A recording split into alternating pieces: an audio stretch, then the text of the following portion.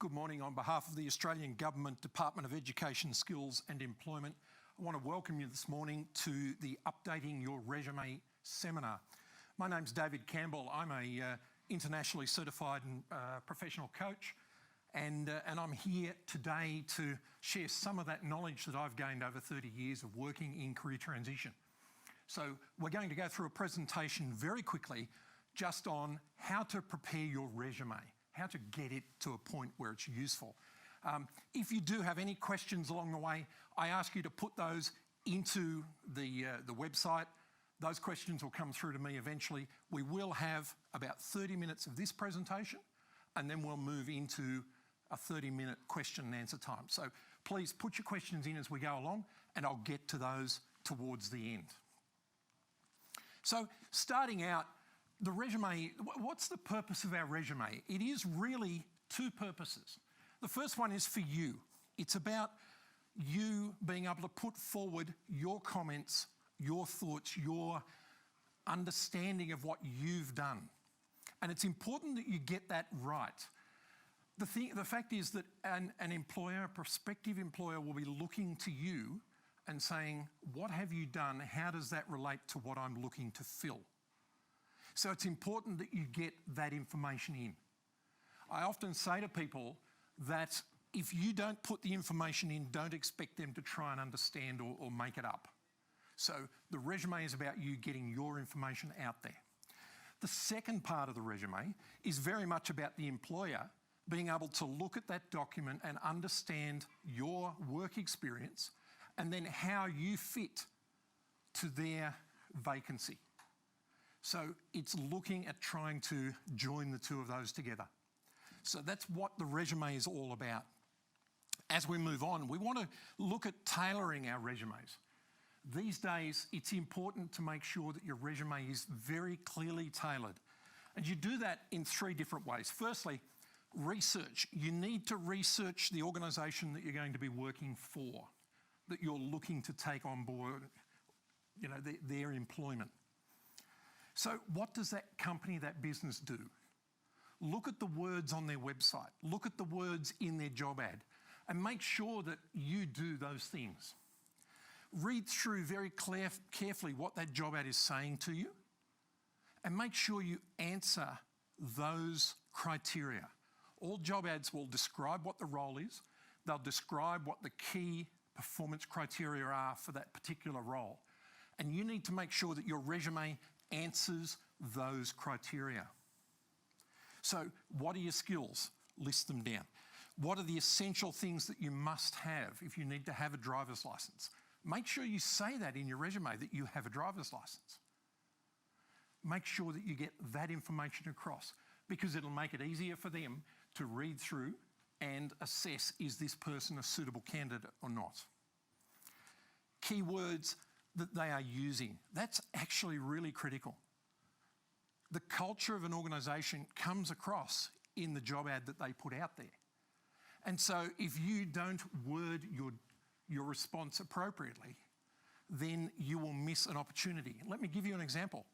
When an organisation talks about collaboration, if you don't have the word collaboration in your resume, if you use the words teamwork, it's a strong chance that they will miss the linkage between collaboration and teamwork, and your resume could be overlooked. So you need to look at your resume from the point of view of what are they asking for, and do I say those things to them in terms of my job, in terms of my resume. So as we break down the resume itself, we're looking at a couple of things. The first one, we're suggesting to you that the first page really needs to grab their attention. It needs to be that document that says, read on, I'm the person you want to employ. And so you achieve that firstly by laying out your front page as that information. And you'll see up on the screen there a sample of that. We've also got up on the website some sample resumes that you can download and utilise to help put your resume together. So think that one through. But this first page that you see here, we've got your contact details, your name at the front. It really is up to you whether you put a photograph in or not. If you're going to do a photograph, I strongly recommend a professional photograph. Don't just do a selfie, go for a professional photograph. Otherwise, don't put a photograph in there. Your career profile. Your career profile needs to really cover off what your history has been like. What are the things that you've done in the past? And then work that into their job ad. So what are they looking for? Draw out what they're looking for in your career profile. So there's that recognition. As they read, they say, this is the person we're looking for. Then bring that down into the key competencies. There's a whole list of key competencies, and you really should be looking at those key competencies that are listed in the job ad. They will say things like, needs to be a leader, needs to be a team player. Make sure those things are covered in your key competencies. But the key competency is more than just a statement about, I can lead a team. It needs to be a statement about what you've done and what was achieved. So if you can put some sort of metric, some sort of measure around that key competency, that's an important aspect. And then the last part, a lot of people will drop this section out, and it's a section called Career Summary. All you're doing there is listing the organisation you worked for, the position that you had in that organisation, and the dates. It's not about adding the extra detail of that actual position. So this really forms two purposes. One, it summarises your history. But the second purpose is when you're reading 500 resumes, it's easy to go to the first page and say, I remember them saying something, where was it? And it creates an index to the rest of the document, like a table of contents to the rest of the document. So I encourage you to make sure that that component is in there. There's a whole lot of discussion at the moment about how long should your resume be. Generally, organisations will say in their job ad, we want a 2-page resume or we want a 4-page resume. My suggestion is that you try to start with 4 pages, and then if you're asked for a shorter resume, you can cut it back, you can pare it back. But if you're struggling trying to put more information in, that's when it becomes obvious that you're just filling the document and it doesn't read well.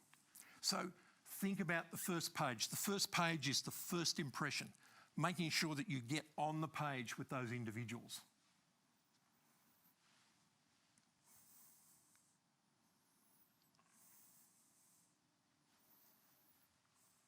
So let's have a bit of a deeper look at this career profile. The fact is that you want it to really answer the questions that they're asking in their job ad. So they nearly need to see every single word that they have said in their job ad reflected, not copied, but reflected in this statement, in this career profile. So if you need to go to a couple of paragraphs, go to a couple of paragraphs. But the key in this is to keep it concise, but use their language. Summarise your career. So examples here, strong leadership skills and experience with a focus on empowering team members. So it's not just about putting in a list of words. It is about explaining those words so that the reader can pull that out and actually say, this is the person I'm looking for.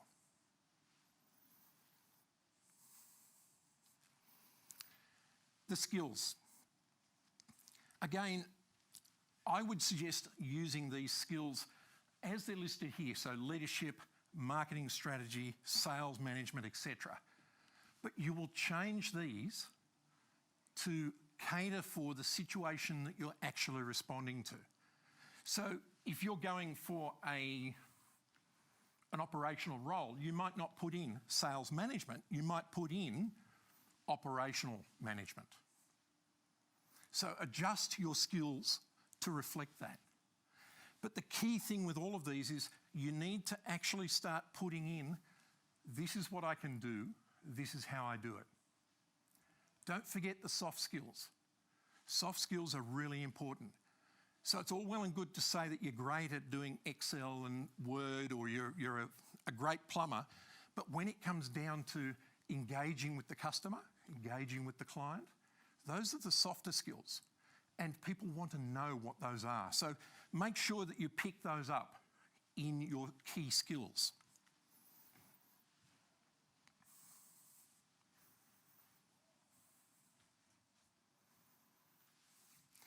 Now down to the career summary. I mentioned before, it is literally just a list of the organisation, your role, and the dates. Now you'll say to yourself, this looks pretty simple in terms of its layout. Yes, it is. And there is a reason for that, and we'll cover that off towards the end of the presentation. But for now, just see this as, in essence, a table of contents that points to the rest of your document. So use it to help guide the reader through the various experiences that you've had.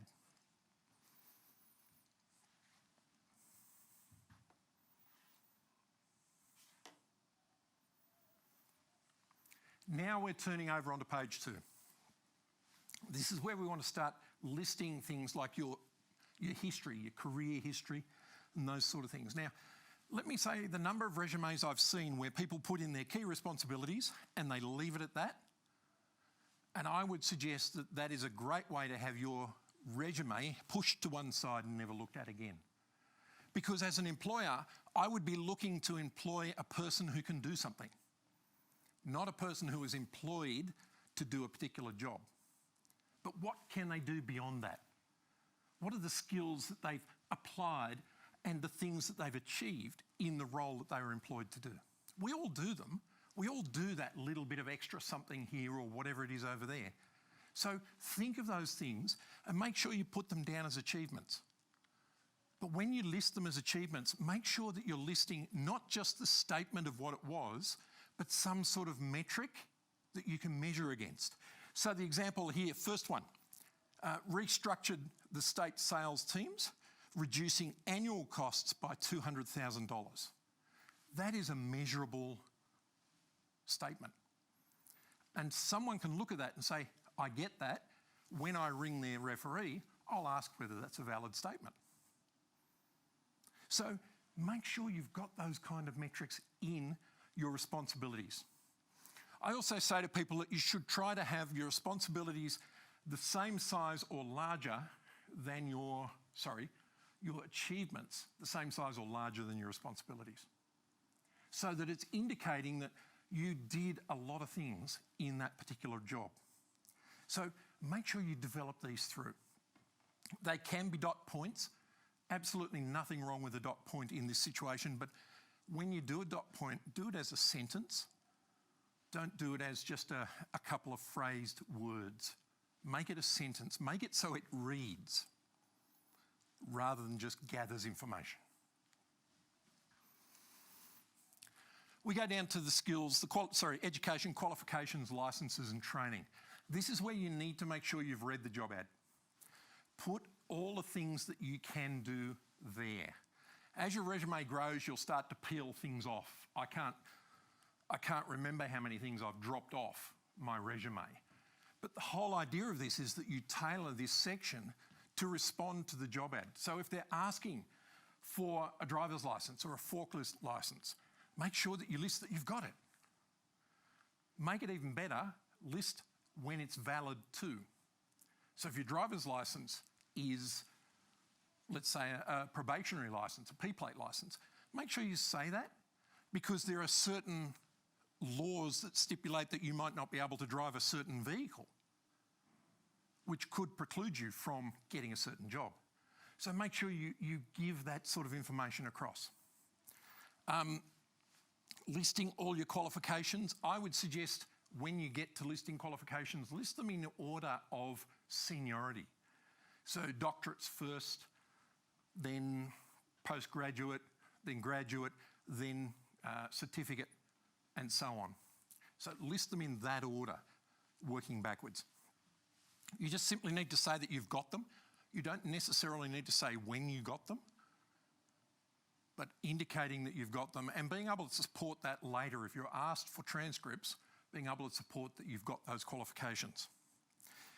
The other one that a lot of people forget about is the whole qualifications and other personal details. The fact is we forget to put in that we've worked on a P&C or a Parents and Friends Committee, or we've worked in a local church, or we've worked in a local football club as a volunteer. And the skills that you bring into that environment and do well can be transferred directly into the workplace. So make sure that you cover off on those skills. Get those things in there so that they are recognised.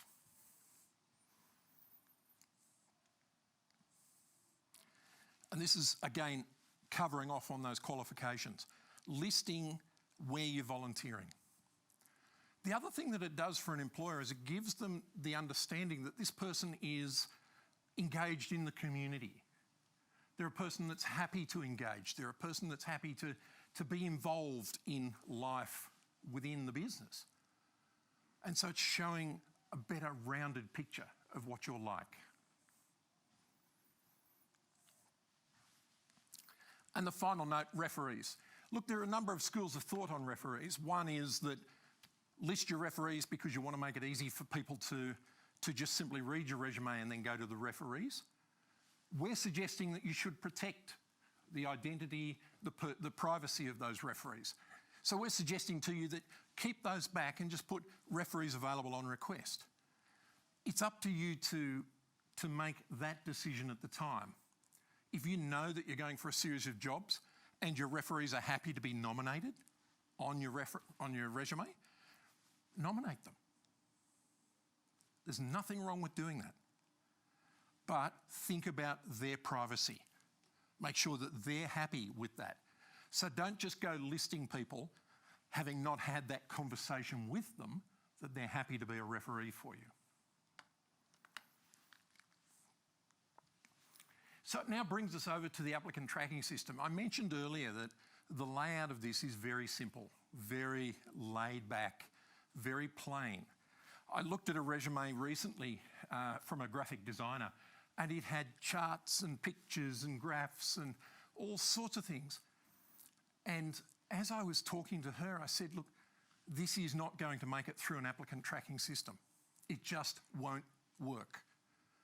It'll go through and it'll just be pushed off to the side because the information is too difficult for a robot to pick up and actually process.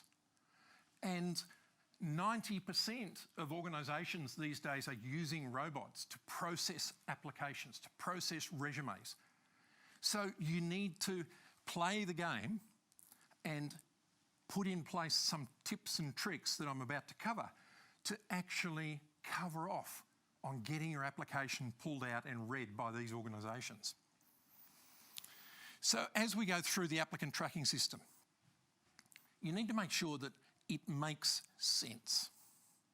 It's not just looking for keywords, it's trying to answer questions. So it's looking for what were your jobs, how long were you there, what's your education, what are your skills. It takes all of that and puts it into a database. And then when the recruiter interrogates that database, they're looking for, here is a keyword like teamwork. I'm looking for people who've nominated that they've done teamwork. Now, very simplistic example, but the reality is that's how it works. So you need to make sure that the resume you write is simple to get pulled into an applicant tracking system, and then it's got the right keywords in it to be able to pull you out when people are looking for the right person to employ. So keep all of that in mind. So a couple of top tips there. You can have a look at these, but use those keywords from the job ad. We've already covered that off. I can't stress that enough. Every resume, every application you do needs to be adjusted for that particular job. Use bold and bullet points. Don't use colour. Black print on a white page. But the robot won't pick up that you've done red print to highlight something on a white page. It'll just scan it and go, yep, black print on a white page. So use bold, use bullet points. Keep everything aligned to the left with the exception of dates. Dates can be aligned to the right or the left. It doesn't really matter. But try to align everything to the left. Standard fonts, and you'll know all of those, but Arial, Calibri, all of those are standard web fonts. So focus on keeping it simple from that point of view. Font size 12 is a good starting point. Don't go too much smaller. It just makes that reading, that whole optical character recognition stuff very difficult. Avoid using images, fancy graphics, we've already said that. Proofreading is a classic. The number of resumes that I've seen that have not been proofread, and that throws the system out badly. But not just that, it leaves the reader feeling this person hasn't even tried. When you read through and you pick up 5 spelling errors on the first page and 3 or 4 grammatical errors, it just leaves you feeling, why do I want this person? Particularly if one of your criteria is communicates with influence. Yeah, you can't write with influence. So keep that in the back of your mind. Make sure you get someone to proofread what you've written. Job titles, company names, all the rest of it, and then the date on the end. Use Word or a PDF file. And I would suggest that you produce it in Word. I've seen resumes produced in Excel. Makes it hard, but we fixed that by producing it as, or printing it as a PDF. So we got the document into a PDF structure. So that makes it easier to transmit. PDF is a smaller file print, so you can actually transmit it through email and all the rest of it easier. But remember, this system knows how to work with Word or PDF. It will struggle with anything else. So we're really now coming over to a question and answer time. So I'd love you, if you've got any questions that you want to put forward, just to throw those forward, and I'll respond to those as they come through.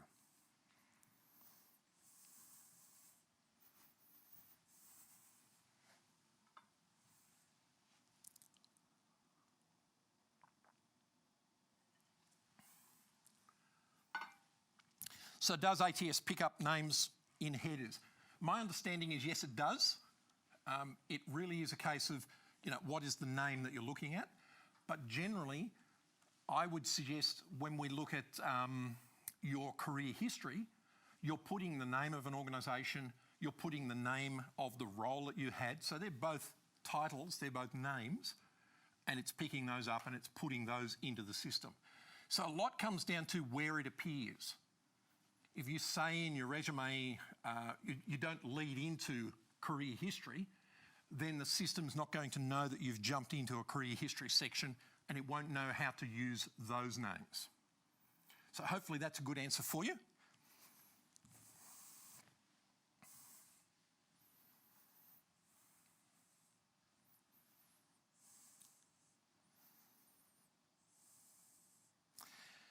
What a great question.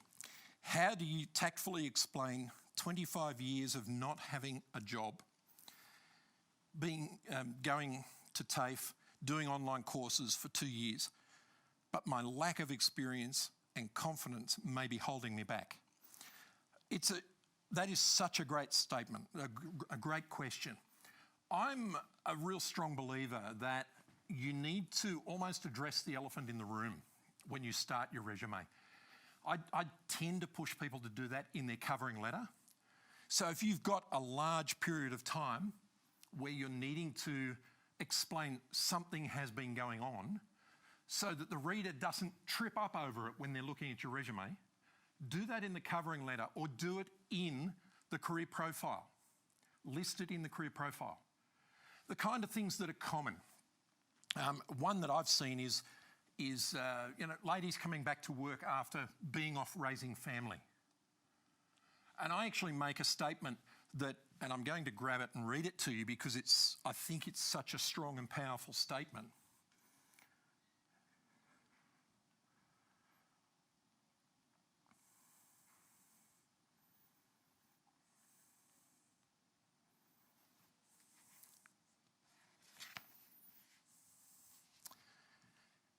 So I've actually said to a number of people, put in a statement like this. When reviewing my resume, you might notice a gap in employment. My absence is due to me taking time to care for my children. My children rearing experience has enhanced my talents in leadership, teamwork, determination, prioritisation, as I managed multiple schedules, trained others, enforced rules, and provided round-the-clock care. I am now settled and prepared to get back into the workforce. So it's a statement that takes what you've been doing and makes it a positive statement for someone to say, oh yeah, I get that. So think about that. Think about how you present yourself in that situation. So that was a great question, the person who dropped that one. There's another one that's similar to it. What would I put in my resume when I've been made redundant? Let me start by saying that redundancy is not you. Redundancy is the position. Organisations make a position redundant. They don't make an individual redundant. So don't see it as a negative thing on you, and own it. I'm suggesting to people at the moment, in their covering letter, in their opening statement, in their resume, they say, I was made redundant due to COVID-19. Be upfront with it. Address it. Put it out there. People are not going to discriminate against you on the basis that you got laid off because of something that was out of your control. And that's what redundancy is. It's something that is out of your control. So own the fact that you've been made redundant and move forward with it. See it as an opportunity and word it as an opportunity.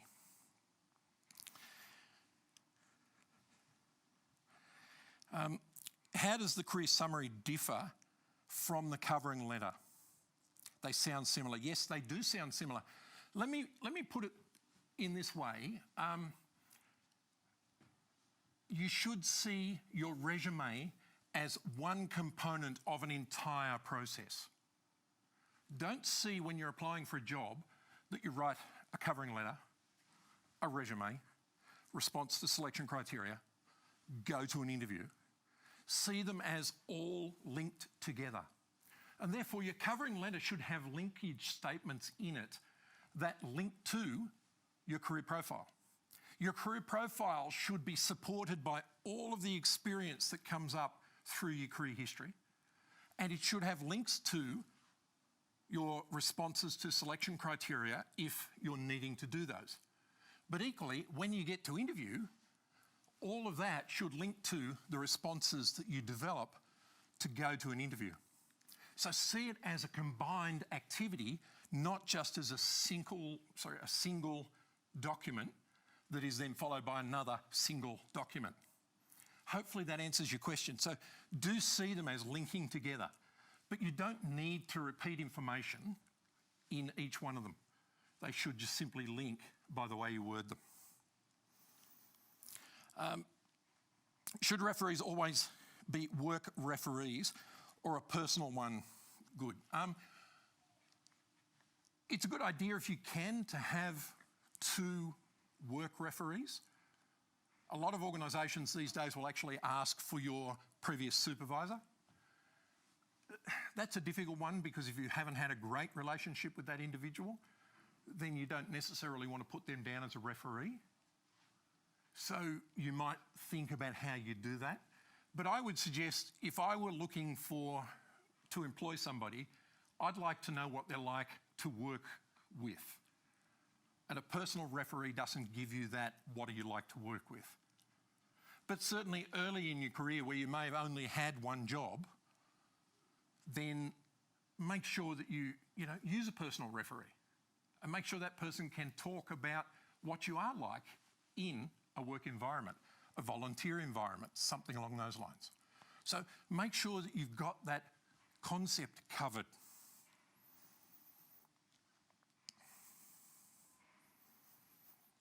Seems like this is based on an applicant for a professional resume. Do many factors change for an entry-level position? The only thing that changes, in my opinion, is the level of experience that you're able to bring out onto the page. And so when I've worked with younger people, people out of school who are looking for their first full-time job, I'll talk to them a lot about, what casual work did you have? What volunteering work did you do? And try to tap into those. Now, if you haven't done any of those, then start thinking about, okay, well, what involvement did I have at school or at university or whatever it might have been that I can draw on as examples of what my skill set is like. Often when you're at university, you will have been involved in various clubs or committees or whatever it might have been. So think about those. They're all things that will demonstrate your ability to be able to actually deliver a good working ethic to the individual that you're applying for. So keep that one in mind, that professional resume. Yeah, look, as you move up, it will become more and more professional.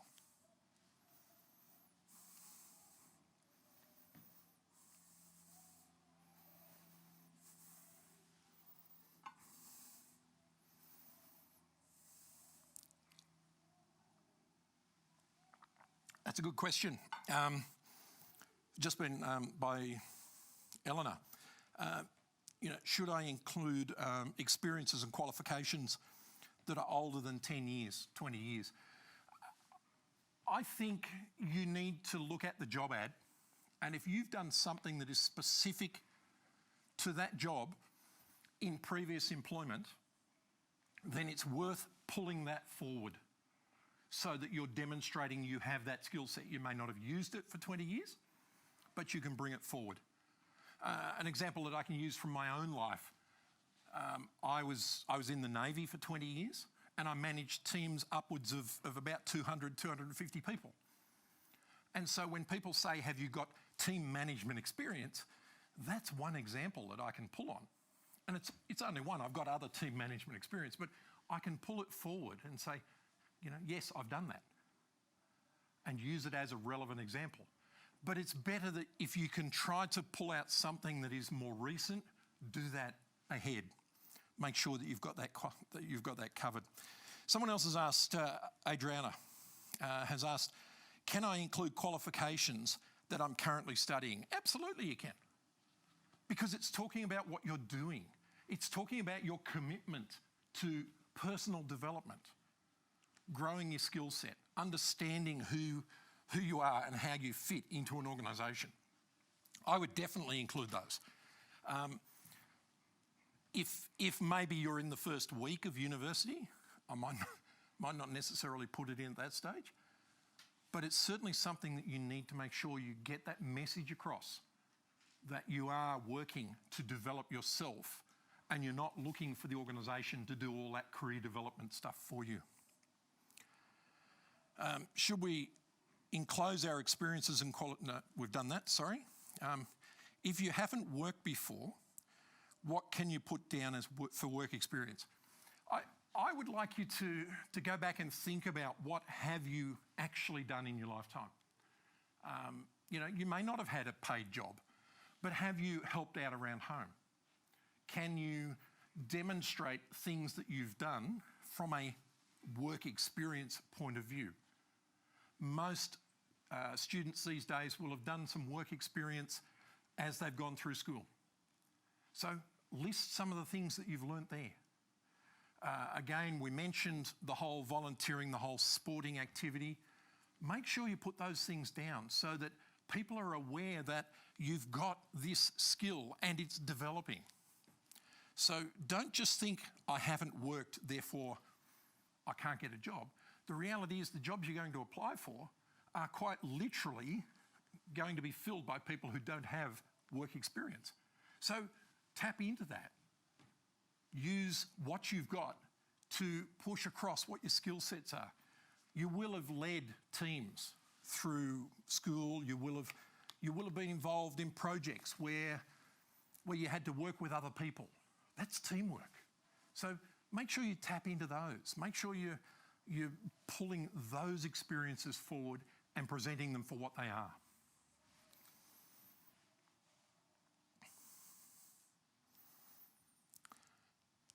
Do you include multiple incomplete degrees, or does unfinished study without context reflect poorly? I think it can do both. It would be nice to know the reason why you didn't complete the study, because if there's a logical explanation for that, then yes, definitely. But you need to be able to validate what it is you're doing. If as an employer I look at that kind of thing, I'd be saying, well, why haven't they completed? Therefore, I would address that issue in the covering letter, in the early career profile, and just, started this degree, moved on for whatever reason, and now I'm focused here. So use it as a positive experience, don't use it as a negative. Get your head out of that negative space, because that will come across in how you write your resume. So hopefully that will answer that question for you. When is professional image on your resume appropriate, or best to leave this out? There are so many schools of thought on the whole picture in a resume thing.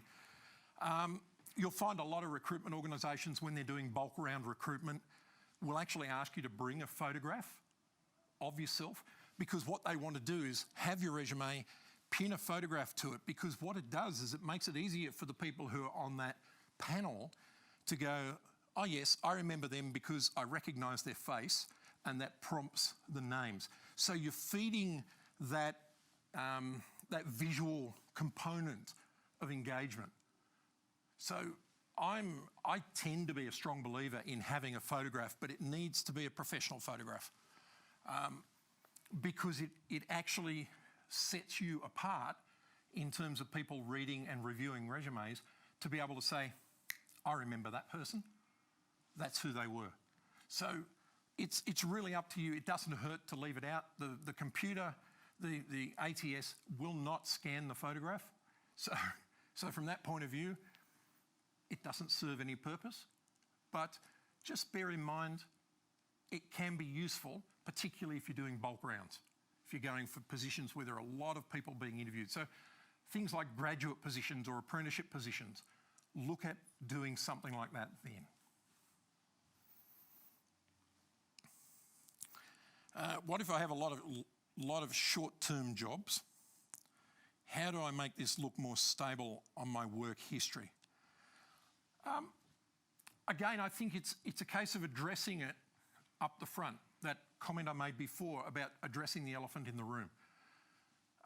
Cover it off in your covering letter, cover it off in your opening statement, your career, or your career profile, in your resume, that you have moved between jobs and the reason why you've moved between jobs.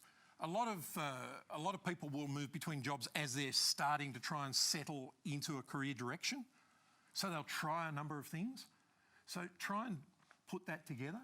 Other people will move jobs a lot within one organisation. So I would wrap that up and put it into employed by this organisation in the following roles. Bang, bang, bang, bang, bang.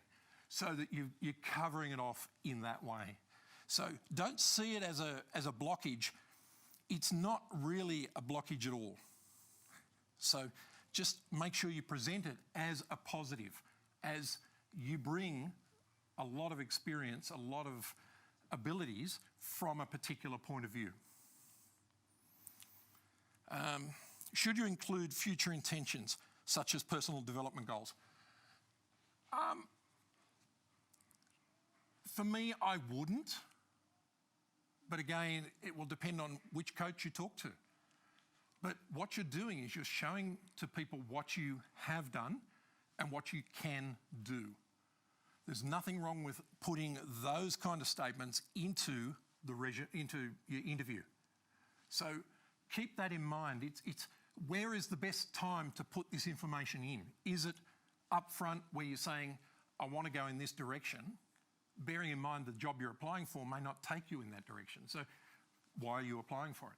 So tailor it to the job that you're looking at. You know, if they specifically say, you know, we're after people who are dynamic go-getters, who are looking for a career in this direction, absolutely, I would put in, I'm working down this pathway towards this career. So it's about reading the ad and understanding what it is they're looking for, what it is they're trying to get from you, and giving them that information.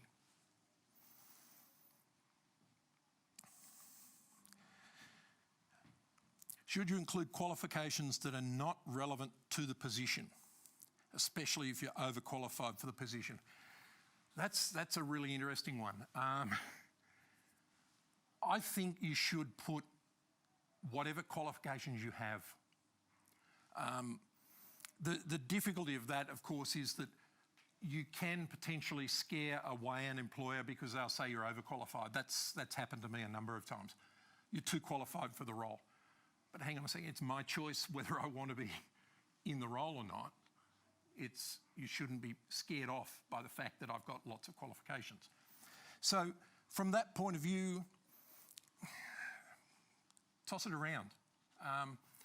I think if there's significant qualifications like doctorates or degrees, you should be putting them in. I list a couple of my Certificate 4 qualifications in mine as well that are not necessarily relevant to a particular job, but it's about showing that I've got this breadth of experience that they can tap into. And so you need to look at that, and if you're feeling uncomfortable about it, again, address it in the covering letter. You know, deal with the elephant in the room and get the reader to understand that I'm applying for this job not because I see it as, you know, I'm overqualified, but because I want the experience. So carefully look at how you put that together.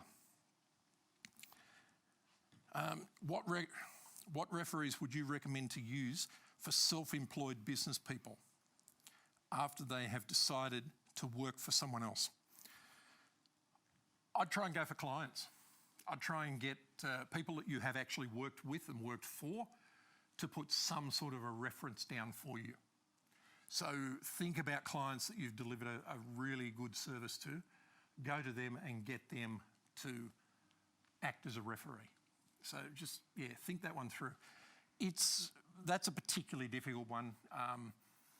It would be handy if you knew people in the area that you could then act as a referee, or they could act as a referee for you. So you may have you may be coming out of a building business and decided that you're going to go into, I don't know, defence housing. So it's a similar industry, it's a similar structure, but you know some people in defence housing who can recommend you because you've done work at their place. So think about it from that point of view. What are the linkages that this person is going to be able to speak to and basically sell you to the employer, and have a look at it from that perspective. Any important tips to older people? Don't put your age or your date of birth. I suffer that, or I have suffered that. I don't suffer it now, but I have suffered that in the past. People have looked and said, gee whiz, you're over 50. Do we really want you because you might leave in 4 years? Well, of course you want me. I'm bringing a skill set that I can deliver. So I would suggest leaving your age off.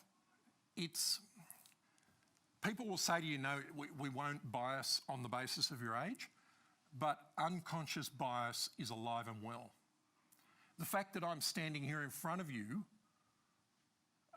I have unconsciously endeavoured to bias you towards me by wearing my military ribbons.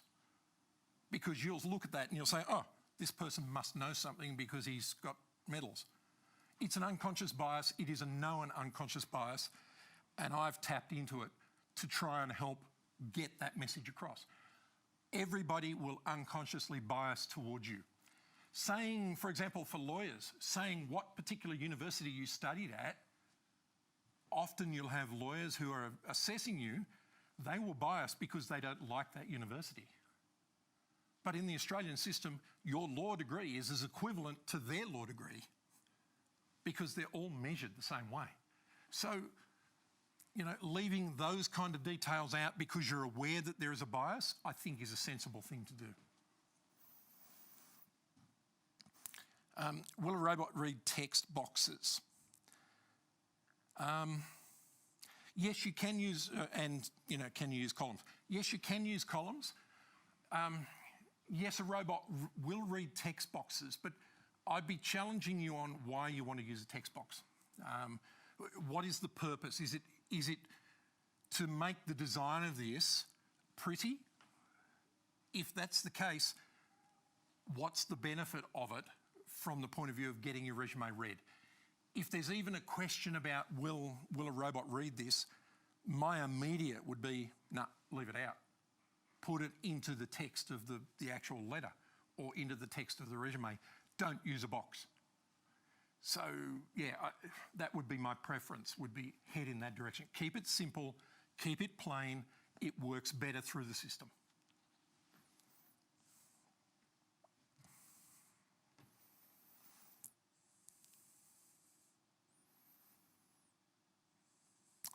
I like that one. What if you've worked in one place for an extended period of time, say 25 years, different roles, of course?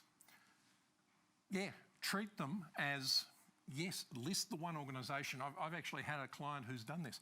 List one organisation, but then list the divisions of that organisation that you work for and treat them as separate roles all the way through. So that what you're doing is you're creating that career history across one large organisation, but within individual divisions. Does that, hopefully that helps with understanding that. I have international work experience. To avoid assumption, should I list in my resume what I have that I have rights to work? Yes, I believe you should. Most job ads will actually say at the bottom, if you read them carefully, needs to be able to work in Australia. So, or needs to be able to get a security clearance. If you don't have citizenship, you won't get a security clearance.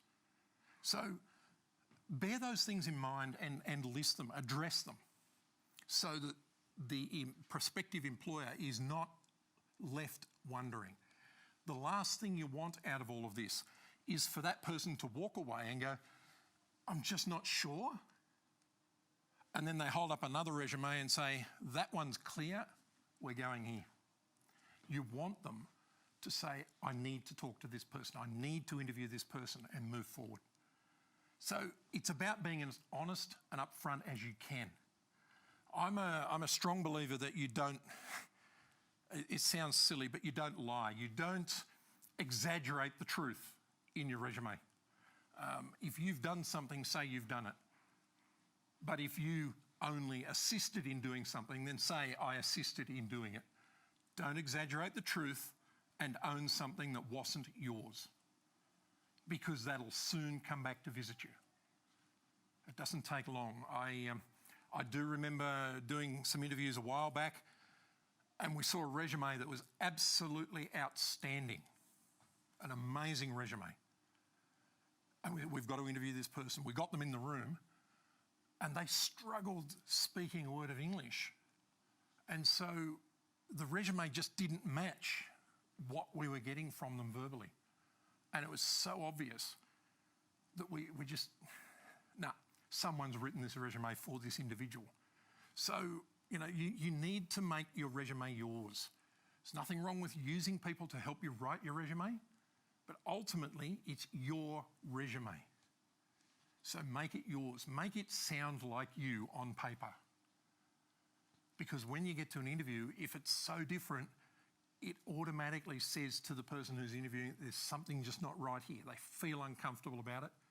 And so rather than search that, they'll just put a line in the sand and say they don't cross it. So You know, the whole interview, the whole resume processing is quite literally, does this person fit into this role? Yes. Does this person fit? Yes. Let's talk to all of these and see which one we like the best. It's a lining up ducks. It's making things work for you. So be honest, get it out there and be able to support it in the conversation you have with the interview panel.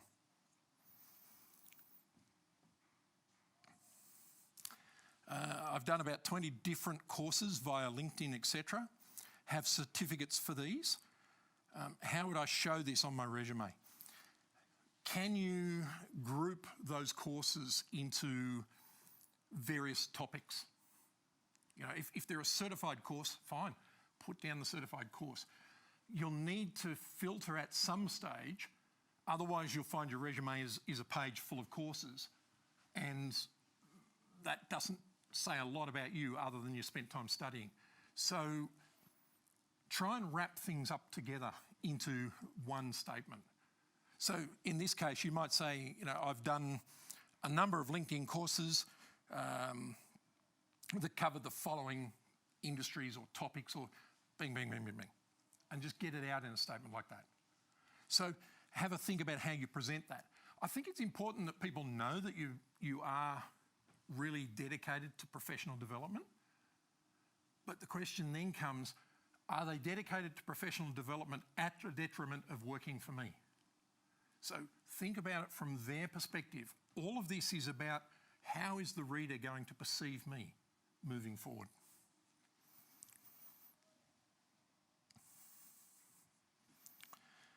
Tips for manufacturing and trade-based experience. I think it's very much the same. Your resume is going to lay out exactly the same way, but you're talking about a different level of experience. So when you get down to talking about working for an organisation, you will have had I don't know, let's pick on a plumber. I worked in this role as a plumber. I've then worked over in this company as a commercial plumber, worked over in this one as a residential plumber. You're showing what your experience is, but you can still do that in a way that comes across using this same template. So don't be concerned about that showing differently in terms of whether it's professional, whether it's a trade-oriented resume. The information is still relevant, still valid, and there are still people out there looking for those jobs. So just pull it together in that structure. How might someone explain resigning from a full-time job to pursue full-time undergraduate qualifications? What's the reason that you did it? Why did you quit a full-time job to go and study full-time? Was it to bring the time down so that you're away from the workforce for a shorter period of time, to get it done quicker so that you could come back in and bring that experience back in? Were there family reasons? You know, were you in a job that wouldn't allow you to have the time to actually study? And so the degree was going to take, 12 years to complete? Think about those sort of things and bring those sort of things into play. See where you go from that perspective. Reality is, if that's what you've done, that's what you've done. So address it, deal with it, get it out there. I've worked for 40 years. How far back should I note my previous jobs? That's such a good question. I think last time I looked at my full resume, it was about 40 pages long. I say to people, work back 5 to 7 years of current employment in your resume. Everything else you only bring in if there is something particularly relevant in that role that fits into the role you're applying for. So have a look at it from that perspective. I think it's important that you've got all these things listed, because then you can pull them out, bring them up and put them in as you need to. And as I said earlier, it's important if you do have something in the past that is really relevant. So you may have done exactly the same job 12 years ago and you've just done a whole lot of other stuff. Then it's important to bring that experience and put it back into your resume. So make sure you do that. Make sure you've got that covered off. But yeah, absolutely, I would list that, but keep it down to 5 to 7 years. It's handy if you wanted to put in a heading saying prior experience, you could list it there and then put your achievements. Don't put your responsibilities, just put your achievements in that role so that you're bringing your achievements in. So where would we do that? Let me just jump back.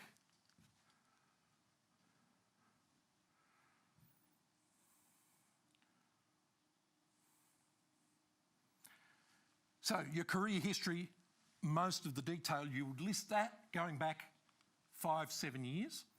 I would then put in a section that says prior employment history, and I would bring out that pertinent role and put it in there.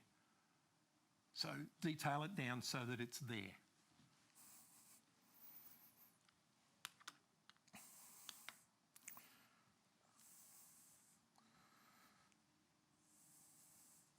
How do you suggest to lay out contract work? Could be up to 4 companies in a year. There's a couple of ways of looking at that. Listing the individual companies, sure. The other way I've seen, which I actually like more, is as a contractor, you work for somebody. That could be a recruitment company, it could be your own company. I would list that company as the head, and then I would list the jobs as though they're projects that you worked on under that company. So for example, my own company, I'm not going to go into what it is, but I would say, my company name, underneath, I've done this work, I've done this work, I've done this work. And they could all be for a different government department, different private organisation. So gather them up in that way to show that that's how you worked. You can still use this same layout exactly the same way. Treat them as if they're divisions or projects of the parent company. Is it better to just submit resumes online, or should you take a printout copy for smaller businesses?